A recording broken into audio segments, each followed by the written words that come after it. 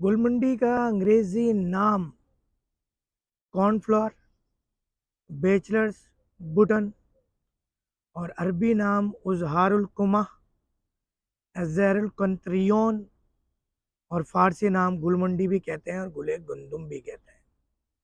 ये Pakistan, India, Iran, तुर्की, अफगानिस्तान और Europe में उगाई जाती है। ये मोतदल और ठंडे इलाकों में अच्छी नशोनुमा पाती है। सर्दियों के आखिर और बाहर यानी फरवरी अप्रैल में इसके फूल खिलते हैं। गुलमुंडी का जो पौधा होता है इसका कद तकरीबन 30 से 70 सेंटीमीटर तक का होता है और सफ़ेद रंग का होता है। इसके पत्ते बारीक और लंबे होते हैं जो आमतौर पर सब्ज़ या खाकी रंग के होते हैं। इसके फूलों में हल्की खुशबू होती है और ये बहुत नाजुक होते हैं। आँखों की बीमारियों के लिए, जिस तरह कि अपने पहले वीडियो में बताया, जल्द के इस्तेमाल के लिए, निज़ाम के लिए, पेशाब की बीमारियों के लिए, बुखार और नज़ला ज़ुकाम के लिए इस्तेमाल होती है। और अगर बुखार की बात करें तो वहाँ कहवा बना के इस्तेमाल होता है। पेशाब में भी कहवे के लिए इस्तेमाल होती है। अच्छा, निज़ाम के लिए भी ये चाय के तौर पे इस्तेमाल होती है, कहवे के तौर पे।